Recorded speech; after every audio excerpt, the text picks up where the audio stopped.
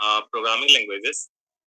तो different generations को हमने देखा कि किस जनरेशन में किस तरह की प्रोग्रामिंग लैंग्वेजेस को डेवलप किया गया है। तो मशीन लैंग्वेज भी हमने डिस्कस किया इसमें। मशीन लैंग्वेज में हमने डिस्कस किया था it is very closer to the CPU, और इसमें चूंकि काफी क्लोज है सीपीयू, इसकी जो सोर्स कोड है उसको ट्रांसलेट करने की जरूरत नहीं पड़ती है। डायरेक्टली जो है हमारा सीपीयू इसको एग्जीक्यूट कर सकता है। It is a binary code combination, binary code 0 और 1 में इसके कॉम्बिनेशंस में जो है इसमें इंस्ट्रक्शंस लिखे जाते हैं। तो it is very difficult to understand by the human.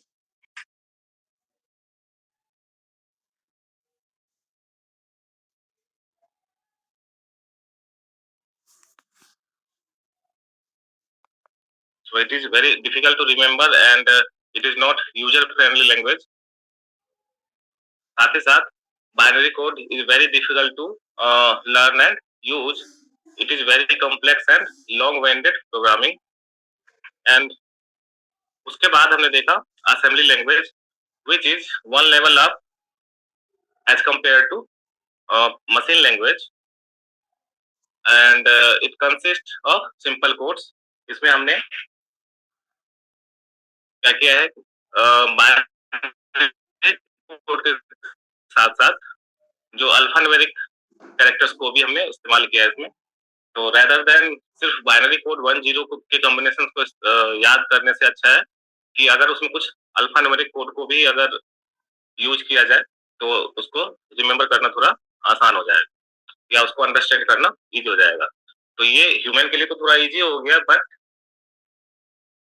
जो हमारा सीपीयू है उसको डायरेक्टली इसके सोर्स कोड को जो भी हम असेंबली लैंग्वेज में प्रोसेस करते हैं उसको जो है उस सोर्स कोड को वो डायरेक्टली एग्जीक्यूट नहीं कर पाता है या फिर उसको अंडरस्टैंड नहीं कर पाता है। तो उसके लिए हमें ट्रांसलेटर की आवश्यकता होती है, और we use assembler as a translator in assembly language to generate machine level code.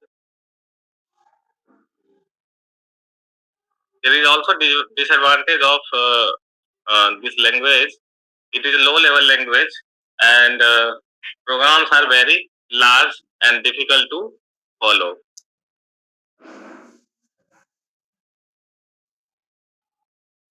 साथ ही साथ हमने डिस्कस किया कि programs in machine dependents that are not executed if the hardware is change.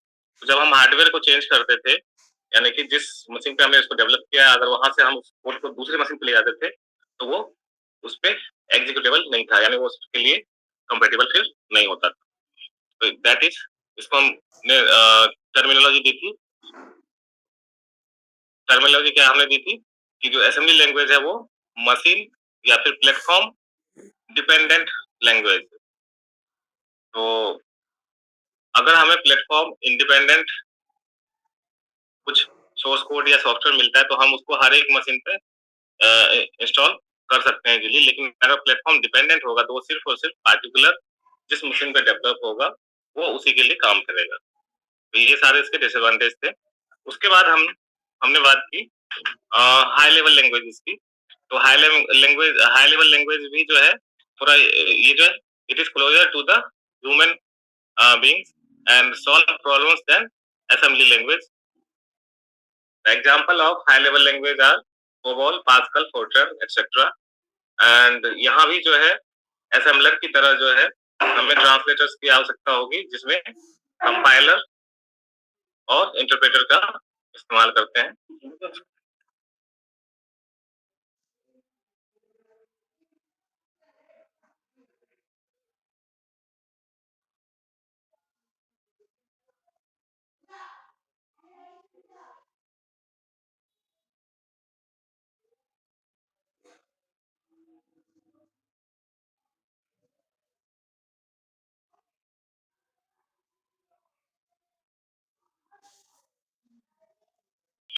The source code must be compiling in by the compiler और interpreter. तो compiler क्या करता है, जो होल प्रोग्राम है उसको एक साथ एग्जीक्यूट करता है या फिर ट्रांसलेट करता है उसको बाइट कोड में या मशीन कोड में, बट इंटरप्रेटर क्या करता है, उसी पूरे होल कोड को लाइन बाय लाइन एग्जीक्यूट करता है या फिर ट्रांसलेट करता है. This is the difference between compiler and interpreter. After that,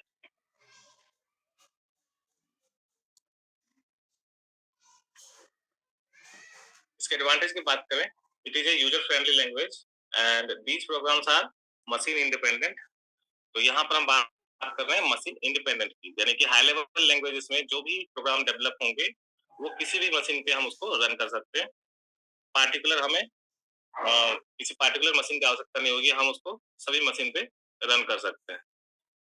उसके बाद if a program rip from one computer we can also use by other computers, यानी वही है प्लेटफॉर्म डिपेंडेंट के कंसेप्ट को ये बता रहे हैं. They are easy to learn,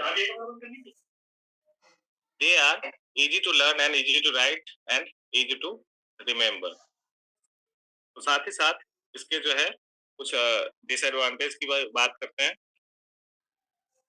the program will take more time to run. तो जहां भी translators as a mediator use होगा किसी भी प्रोग्रामिंग लैंग्वेज में, जहां पर हमें ट्रांसलेट करने की आवश्यकता होगी, तो वहां पर जो है कोई भी प्रोग्राम रन करने के लिए as compare to machine language जो है वो एक्स्ट्रा टाइम वो डिमांड करेगा. It is slower than low level language. For example, assembler is faster than C.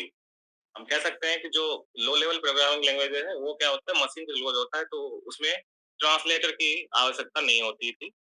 तो ऐसे केस में जो है जो हमारा हाई लेवल लैंग्वेजेस है वो थोड़ा स्लो काम करेगा, बट इट इज उसके साथ साथ कुछ एडवांटेजेस जो है उसके ऊपर हावी होते हैं, जैसे कि ह्यूमन रीडेबल जो है ना कोड होते हैं, इजीली ह्यूमन उसको अंडरस्टैंड कर सकता है, डेवलप कर सकता है और रिमेम्बर कर सकता है, उसको याद रख सकता है, जो कि मशीन लैंग्वेज के केस में नहीं होता था.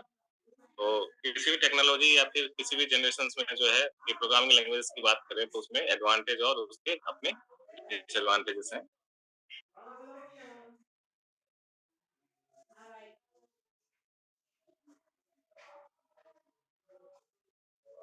उसके बाद आया object oriented programming language 1971 to present.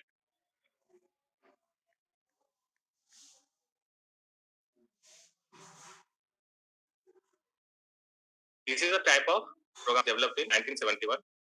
Basically, an object is a software with a bundle of related variables and methods. तो ऑब्जेक्ट ओरिएंटेड प्रोग्रामिंग के इन डिटेल में हम नहीं जाएंगे यहाँ पर. बेसिक हमें ये समझाना है कि जो है this is the latest generation of language 1970 which is used in 1971 to present. Example इसके हैं C++ और जावा. इसके साथ जो है कुछ स्पेशल फंक्शनैलिटी इसमें यूज होती है, like encapsulations, data hiding, polymorphism, data abstractions and inheritance. सो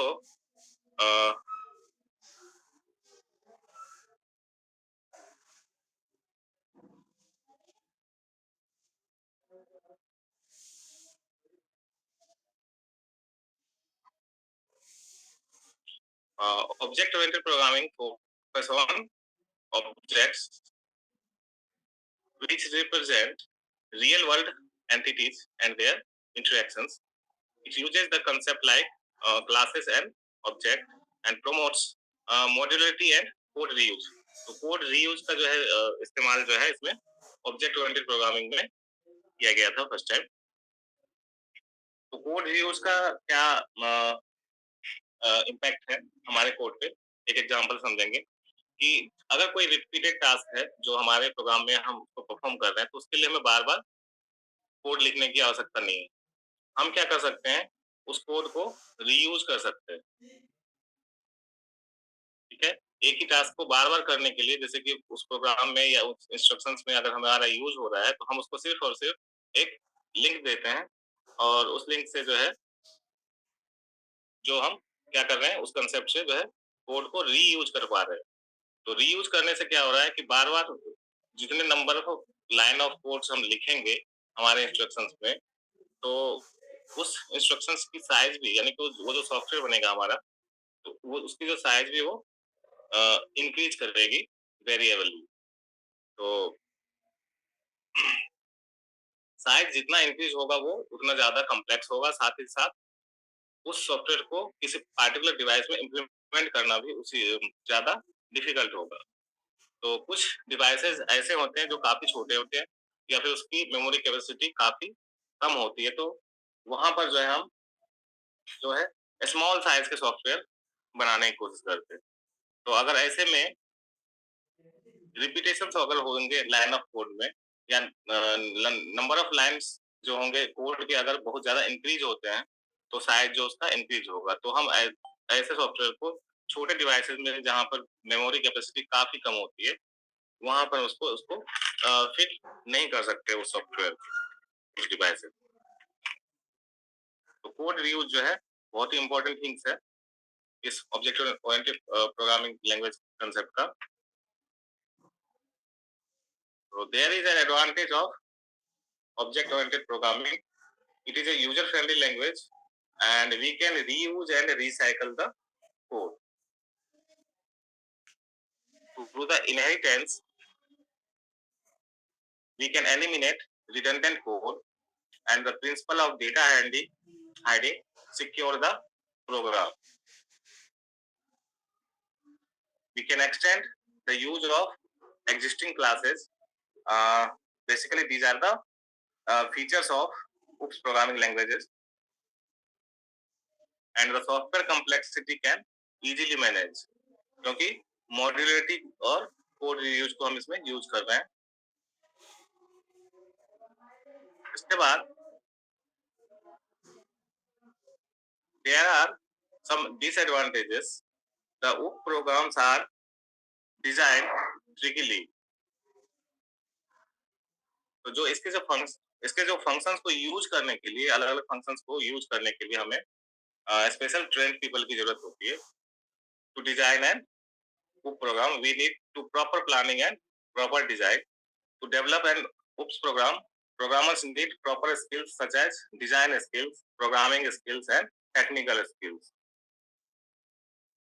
ठीक है, तो बेनिफिट्स कुछ बेनिफिट्स के साथ साथ एडवांटेज के साथ साथ कुछ हम कह सकते हैं कि इसमें डिसएडवांटेजेस भी होते हैं। तो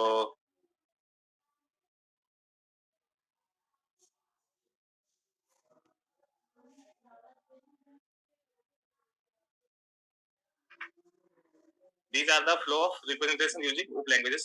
तो OOPS लैंग्वेजेस में जो है कैसे इसको फंक्शनल बनाया जाता है, तो अलग अलग फंक्शनैलिटी इसमें यूज की जाती है, लाइक पॉलीमॉर्फिज्म, क्लासेस, इनहेरिटेंस, इनकैप्सुलेशंस। तो इन डिटेल हम इसके में नहीं जाएंगे, उसके फंक्शनैलिटी पे।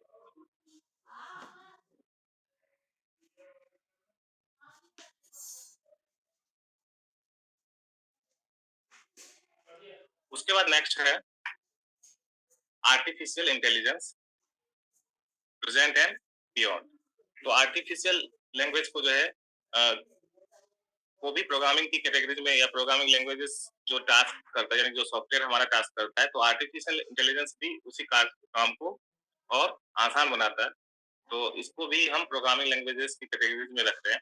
तो AI is a science of designing and programming computers to doing intelligent things and to simulate human thought process.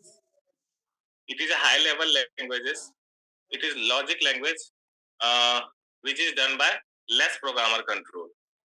ठीक है, तो इनकी अपनी लॉजिक है, हम सिर्फ उस लॉजिक को यूज कर रहे हैं, और प्रोग्रामर का जो कंट्रोल है उस लॉजिक पे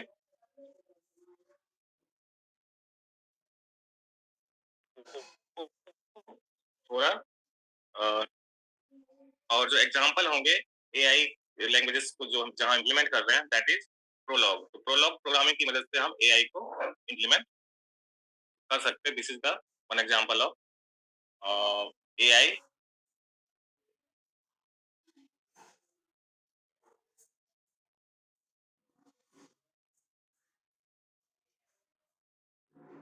The advantages of AI they are more accurate and speed than the humans. Obviously, जब हम कंप्यूटर से कंपेयर करेंगे ह्यूमंस को, तो ह्यूमन जो है पीछे रह जाएगा, हम कह सकते हैं, क्योंकि जो हमारा एआई या फिर कंप्यूटर जो है वो होगा, वो कभी गलती नहीं करता। It is more accurate and जो उसकी स्पीड होगी कैलकुलेशंस की या फिर डेटा हैंडलिंग की, वो काफी फास्ट होगी। उसके बाद है we can use this in dangerous environment. Dangerous environment का मतलब है कि ऐसा एनवायरनमेंट जहां पर हम ह्यूमन को प्रोजेक्ट नहीं कर सकते या प्लेस नहीं कर सकते उस प्रोग्राम के लिए। तो ऐसे जगहों पर हम एआई इनेबल्ड कह सकते हैं, एआई रोबोट्स या फिर एआई टेक्नोलॉजी का इस्तेमाल कर सकते हैं।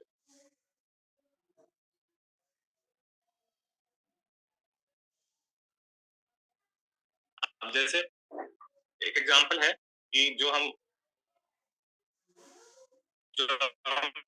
उपग्रह भेजा था सन को एग्जामिन करने के लिए, तो रोबोट्स या फिर जो एआई टेक्नोलॉजी को नहीं भेज सकते, वहां पर ह्यूमन को भेजना that is not a possible task.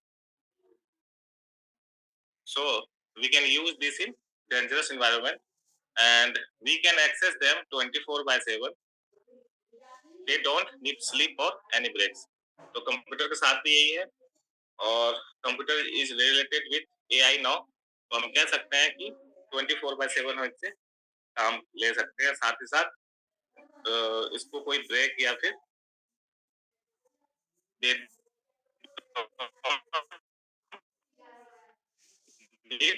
Sleep activity. Duplication of them is very easy. ठीक है, डुप्लीकेशन कैसे हो सकता है कि अगर जो भी कोड जिस भी कोड से हमने जनरेट किया है एआई टेक्नोलॉजी को या फिर एआई मशीन या एआई रोबोट को, अगर वो कोड किसी और के हाथ लग जाए तो उसका डुप्लीकेशन हो सकता है। अगर हम कंपेयर करें ह्यूमन की, तो ह्यूमन को जो है duplicate banana that is not a possible task, but कोशिश करते हैं लोग, लेकिन हो नहीं पाता है वो। But in the case of AI, अगर हमारे पास प्रॉपर कोड है, जहां से अगर हमने किसी प्रॉपर कोड को कॉपी किया है किसी एआई रोबोटिक्स या फिर एआई टेक्नोलॉजी के लिए डेवलप करने के लिए, तो हम उसको डुप्लीकेशन कर सकते हैं वेरी इजीली। तो उसका मिसयूज जो है हो सकता है।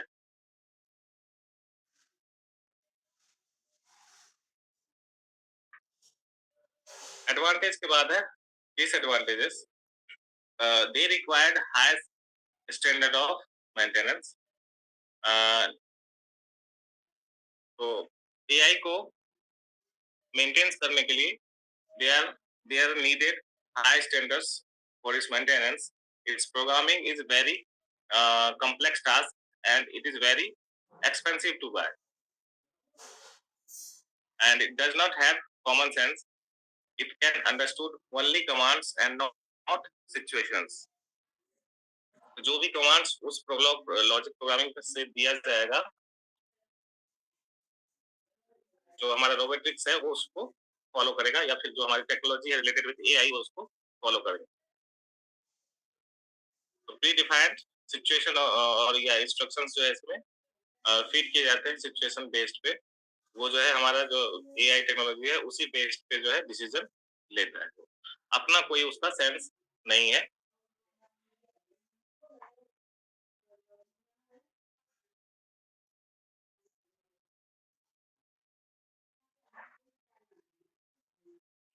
उसके बाद है एक क्वेश्चन हम लेंगे related to today's slide. What is the primary purpose of high level languages?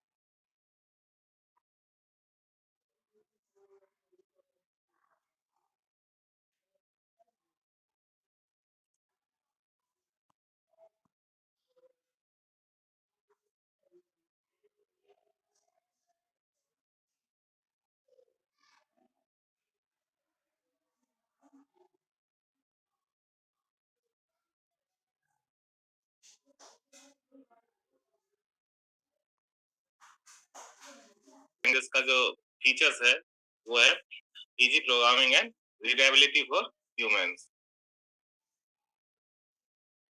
Other options like जैसे कि सी है फास्ट एग्जीक्यूशन विदाउट ट्रांसलेशन, ये रॉन्ग है। हाई लेवल लैंग्वेजेस में जो है ट्रांसलेटर का इस्तेमाल होता है, जैसे कि कंपाइलर और इंटरप्रेटर। तो दिस इज सी क्या है, रॉन्ग आंसर है। डी है प्रोग्रामिंग माइक्रो प्रोसेसर्स, तो ये जो है इंटर रिलेटेड नहीं है इस क्वेश्चन से। उसी तरीके से ए है डायरेक्ट हार्डवेयर कंट्रोल। तो डायरेक्ट हार्डवेयर कंट्रोल कैसे होगा, जब जो सीपीयू है वो डायरेक्टली उस कोड को एक्सेस करेगा विदाउट एनी ट्रांसलेशन। तो यहाँ पर जो है, जो हाई लेवल लैंग्वेजेस है, हार्डवेयर उसको डायरेक्टली एक्सेस नहीं कर सकता। पहले उसको ट्रांसलेटर क्या करेगा, उसको ट्रांसलेट करके मशीन कोड में जनरेट करेगा हाई लेवल लैंग्वेजेस को। उसके बाद ये हम जो है उसको जो सीपीयू है उसको प्रोसेस करेगा।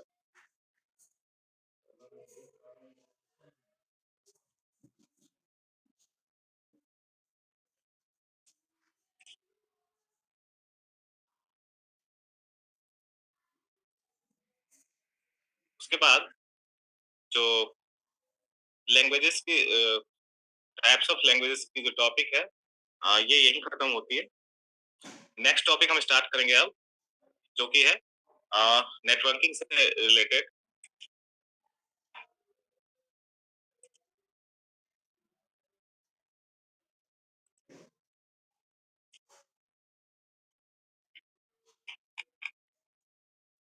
तो ये जो टॉपिक है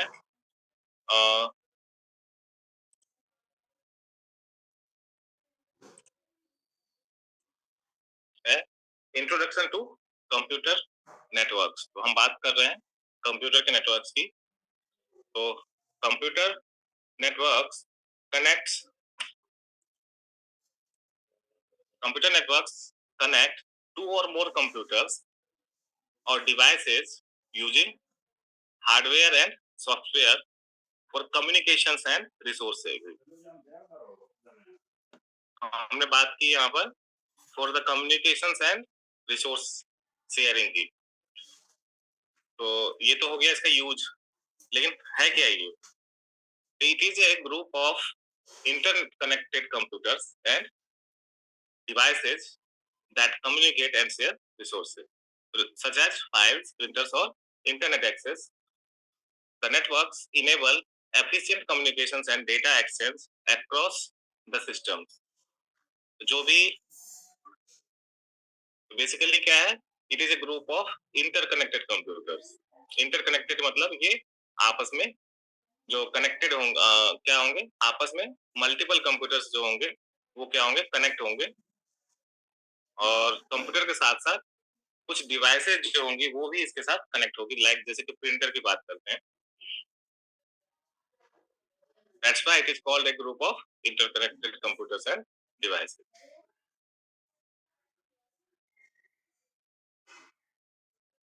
बेसिकली जब हम बात करते हैं कंप्यूटर नेटवर्क की, तो कंप्यूटर नेटवर्क का मतलब यहाँ पर इंटरनेट से नहीं है।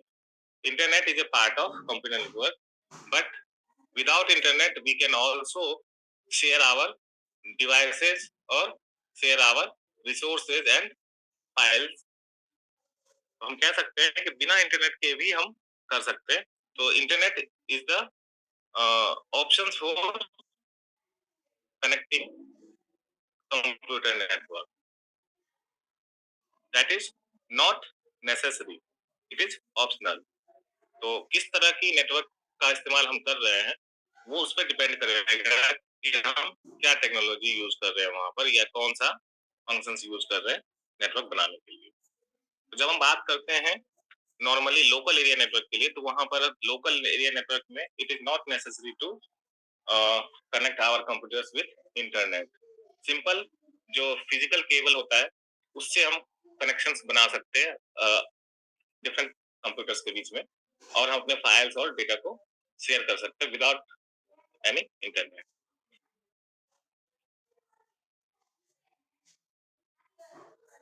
So computer networks connects two or more autonomous computers. The computers can be geographically located anywhere। ठीक है, तो या तो फिर वो एक ही जगह पे सारे कंप्यूटर्स हो, या फिर वो ज्योग्राफिकली डिफरेंट लोकेशंस में भी वो कंप्यूटर्स हो सकते हैं, जिसको मिला करके हम कंप्यूटर नेटवर्क बनाना है।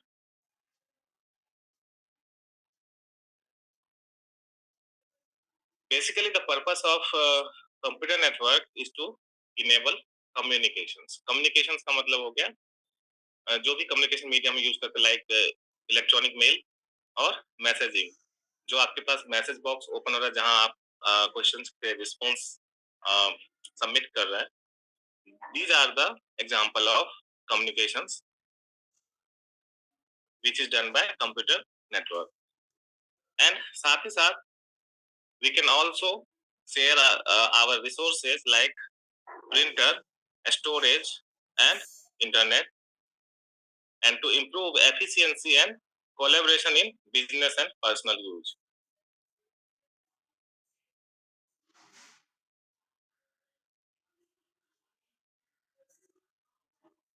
When we talk about computer networks, uh, then one thing in our mind we want to discuss is component of computers network. तो कंपोनेंट ऑफ कंप्यूटर नेटवर्क क्या क्या हो सकते हैं? कंपोनेंट का इस्तेमाल होता है कंप्यूटर नेटवर्क को बनाने के लिए या नेटवर्क को एस्टेब्लिश करने के लिए। तो कौन कौन से कंपोनेंट्स हम उसमें इंक्लूड कर सकते हैं?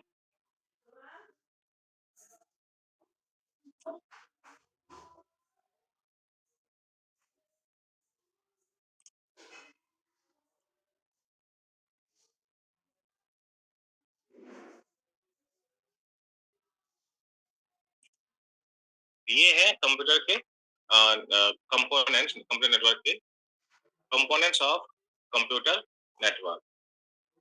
तो इसमें जो है हम ऐड करते हैं two three things like hardware and software.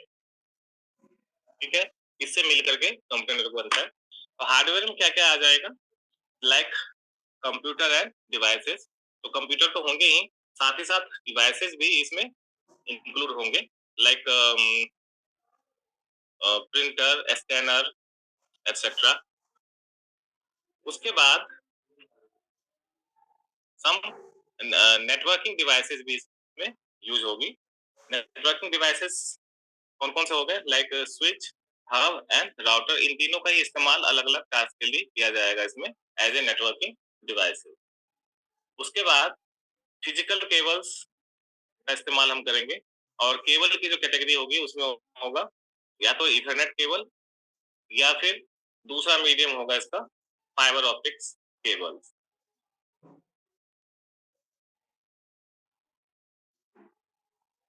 तो ये तो हो गए आपके हार्डवेयर पार्ट्स जो एज ए कंपोनेंट यूज होंगे कंप्यूटर नेटवर्क में।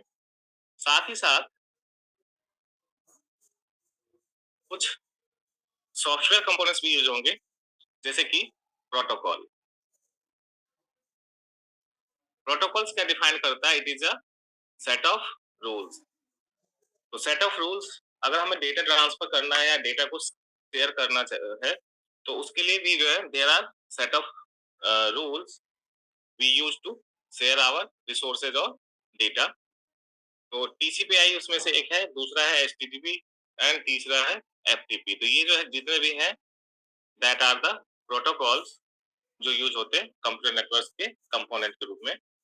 उसके बाद जो हमें चाहिए दैट इज ऑपरेटिंग सिस्टम। तो हम जानते हैं कि ऑपरेटिंग सिस्टम के बिना हम जो है नेटवर्क के फंक्शंस को इनेबल नहीं कर सकते, यानी कि हम हार्डवेयर का यूज नहीं कर सकते। तो ऑपरेटिंग सिस्टम क्या काम करता है? It enables functions of network. उसके बाद जो लास्ट है वो है एप्लीकेशंस। तो एप्लीकेशन में क्या क्या आ जाएगा? एप्लीकेशंस में आपके आ जाएंगे लाइक ब्राउजर और ईमेल क्लाइंट्स। ईमेल क्लाइंट्स का इस्तेमाल हम करते हैं जब हमारे डिवाइस में इंटरनेट की कनेक्टिविटी नहीं होती है। In the case of local area network, जहां पर इट इज ऑप्शनल कि इंटरनेट हो या ना हो, हम वहां पर ईमेल क्लाइंट्स की मदद से जो डेटा है हम उसको शेयर कर सकते हैं एक सिस्टम से दूसरे सिस्टम। तो ईमेल के क्लाइंट्स का जो बेटर एग्जांपल है वो माइक्रोसॉफ्ट और एक्सेस। तो माइक्रोसॉफ्ट एक्सेस जो है हमें क्या देता है, एक तरह से ईमेल क्लाइंट जो है एक तरह से एप्लीकेशंस देता है जिसके थ्रू हम ईमेल का काम जो है ऑफलाइन तरीके से हम कर सकते हैं। तो जो भी काम हम जैसे गूगल या जीमेल में इंटरनेट की मदद से करते हैं ईमेल, उसी काम को हम ईमेल क्लाइंट्स की मदद से ऑफलाइन हम कर सकते हैं without the help of internet. तो ये जो है कंपोनेंट्स हैं कंप्यूटर नेटवर्क के। चलते हैं हम नेक्स्ट स्लाइड की तरफ।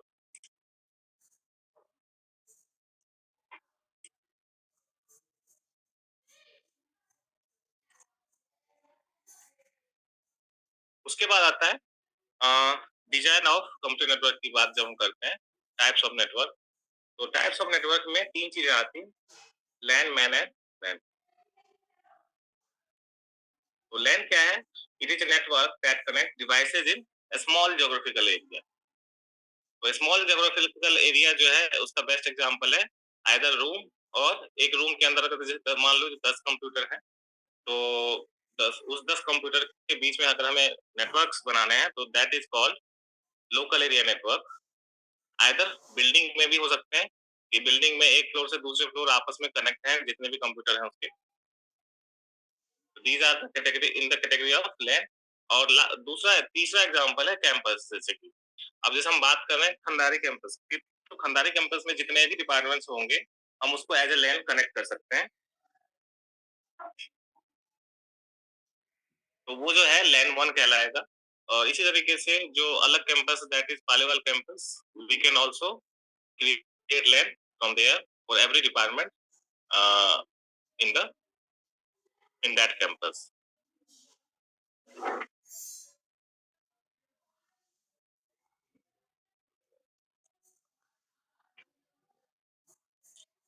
Second one is the metropolitan area network. It is a network that connects devices in a city. तो विद इन सिटी अगर हमें डिफरेंट एरियाज को अगर कनेक्ट करना है एक सिटी के अंदर, अब जैसे हमें पालीवाल को भी और जो खंडारी कैंपस है वो दोनों ही कैंपस को अगर हमें एक नेटवर्क पे लेके आना है तो वहां पर हमें जरूरत पड़ेगी मेट्रोपॉलिटन एरिया नेटवर्क की। दूसरे वर्ड में हम ऐसा कह सकते हैं कि जो हमारा अलग अलग लोकल एरिया नेटवर्क है, अब जैसे हमने एक कैंपस में लोकल एरिया नेटवर्क क्रिएट किया और दूसरे कैंपस में भी लोकल एरिया नेटवर्क किया, उस दोनों लोकल एरिया नेटवर्क को एक साथ एक नेटवर्क लेकर आने के लिए हमें क्या जरूरत पड़ेगी? Metropolitan area network. तो यहाँ पर एग्जांपल में दे सकते हैं कि ऑफिस बिल्डिंग्स हैं, साथ ही साथ रेसिडेंशियल एरियाज हैं और गवर्नमेंट बिल्डिंग्स हैं। तो अलग अलग बिल्डिंग्स है यहाँ पर और यूनिवर्सिटी कैंपस भी है। तो इन सबको जो है हम क्या कर रहे हैं, किसी एक नेटवर्क पे ऐड कर रहे हैं। और ये सारे चाहे ऑफिस बिल्डिंग हो या रेजिडेंशियल एरिया हो या फिर गवर्नमेंट बिल्डिंग्स है, ये अलग अलग लोकल एरिया को रिप्रेजेंट करते हैं। तो these local areas are combinedly create a large networks that is called metropolitan area network.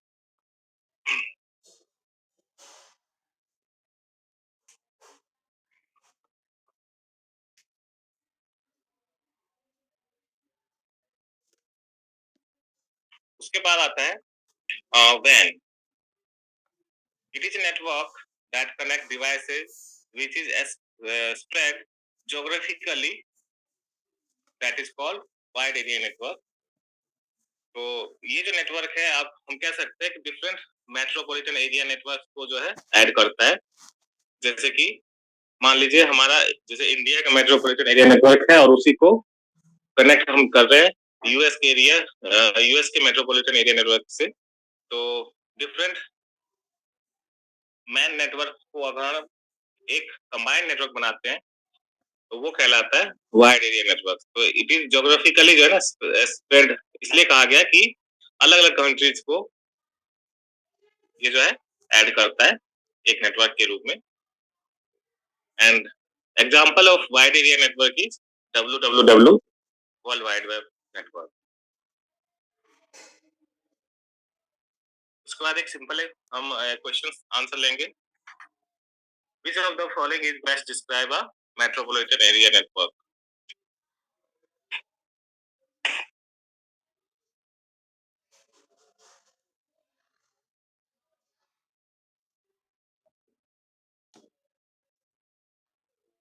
It connects networks within a city or town।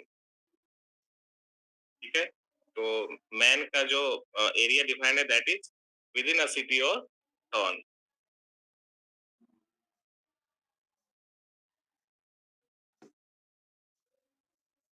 उसके बाद नेक्स्ट है एप्लीकेशंस ऑफ नेटवर्क्स की कहाँ कहाँ हम इसको अप्लाई कर सकते हैं नेटवर्क को। तो सबसे पहले आता है रिसोर्स शेयरिंग, और रिसोर्स शेयरिंग के अंदर है हार्डवेयर और सॉफ्टवेयर। रिसोर्स शेयरिंग में जब हम हार्डवेयर की बात करते हैं तो जितने भी कंप्यूटिंग रिसोर्सेज हैं हम उसको शेयर कर सकते हैं with the help of network. उसके बाद डिस्क स्टोरेज है, डिस्क स्टोरेज को भी शेयर कर सकते हैं। हमारे डिस्क कंप्यूटर डिस्क में जो भी डेटा स्टोर है उसको हम इजीली शेयर कर सकते हैं। साथ ही साथ जो पेरिफेरल डिवाइस लाइक प्रिंटर और स्कैनर्स है उसको भी हम शेयर कर सकते हैं ऐसे। और प्रिंटर इसका बेस्ट एग्जांपल इसलिए है क्योंकि अगर एक एग्जांपल अगर हम लेते हैं कि कोई एक ऑफिस बिल्डिंग है और 10 फ्लोर पे जो है वो कम से कम 200 से 400 एम्प्लॉय काम कर रहे हैं, ठीक है, मल्टी स्टोरी बिल्डिंग। तो उसमें क्या हम सबके लिए अलग अलग प्रिंटर्स लेंगे? नहीं, हम क्या करते हैं उसमें कॉस्ट को डिक्रीज करने के लिए सिर्फ और सिर्फ एक प्रिंटर डिवाइसेस को हर एक फ्लोर पे इंस्टॉल करते हैं, और वो जो है नेटवर्किंग के थ्रू, कंपनी नेटवर्क के थ्रू शेयर्ड हो जाता है जितने भी यूजर्स होंगे उस फ्लोर पे।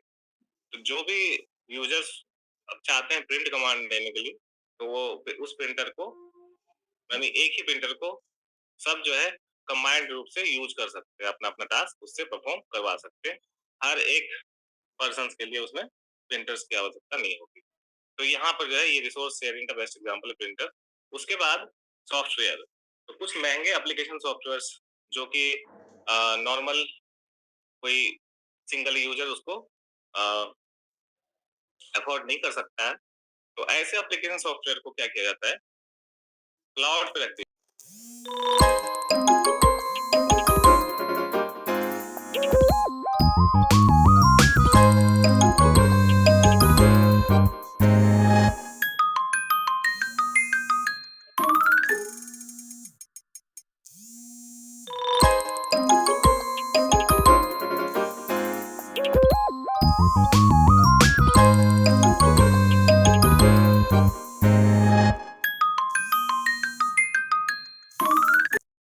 कर दिया जाता है।